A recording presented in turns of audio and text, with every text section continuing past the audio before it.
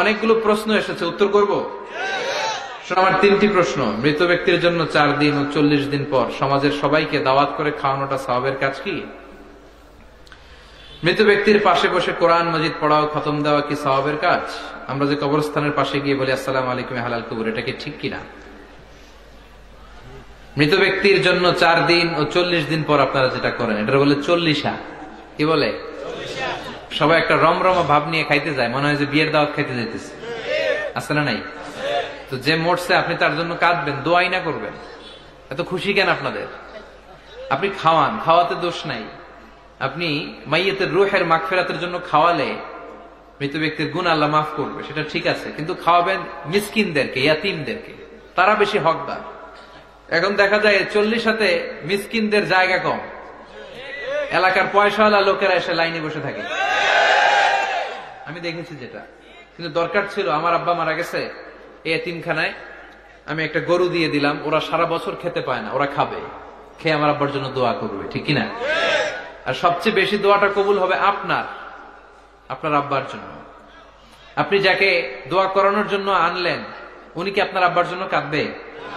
আর কাঁদলেও এই কান্নাতে আন্তরিকতা কতটুকু, এটা প্রশ্নবিদ্ধ। কারণ উনি আমার বাপের লেগে কান্দে, আমারই চোখ দিয়ে পানি বেরোয় না আমার বাপের লেগে।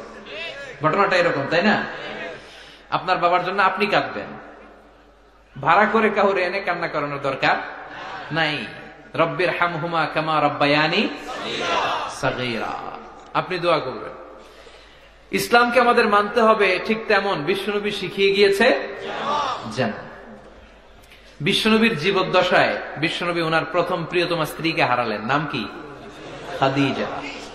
এত ভালোবাসতেন এই স্ত্রীকে, আল্লাহর কাছে বলতেন, আল্লাহ কিয়ামতের দিন যেদিন মানুষ মানুষকে চিনবে না, বন্ধু বন্ধুরে চিনবে না, ভাই ভাইরে চিনবে না, পীর সাহেব মুরিদরে চিনবে না, মুরিদ পীর সাহেবরে চিনবে না, ওই কঠিন দিনে আমি যেন আমার খাদিজারে ভুলে না যাই। খাদিজাকে কবর দিয়ে বিশ্বনবী দাঁড়িয়ে রইলেন, দাফন দিয়ে দোয়া করলেন, কাঁদলেন, সবাই চলে যায়, বিশ্বনবী যায় না। সাইয়েদনা আবু বকর বললেন, ইয়া রাসূলুল্লাহ চলেন না, যাই, অনেক তো হলো। বিশ্বনবী বললেন, তোমার মনে চায় তুমি যাও, আমি বসে থাকবো, আমি এখানে দাঁড়িয়ে খাদিজার কবরের 3টা প্রশ্নের জবাব দিয়ে এরপরে বাড়িতে যাব। সাইয়েদনা জিবরাইল এসে বললেন, ইয়া রাসূলুল্লাহ খাদিজার প্রশ্নের জবাব নিয়ে আপনার টেনশন করার দরকার নাই, আপনার কোনো টেনশন নাই, খাদিজার কবরের প্রশ্নের জবাব আরশের উপর থেকে আল্লাহ নিজেই দিয়ে দিবে।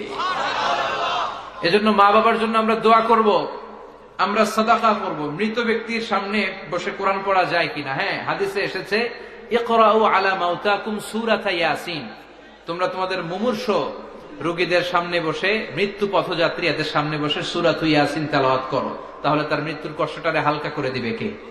আল্লাহ পাক আমাদের সবাইকে কথাগুলো বুঝার ও আমল করার তৌফিক দান করুন। সুবহানাকাল্লাহুম্মা ওয়া বিহামদিকা আশহাদু আল্লা ইলাহা ইল্লা আনতা আস্তাগফিরুকা ওয়া আতুবু ইলাইক। কেউ উঠবেন না, বসেন। হযরতুল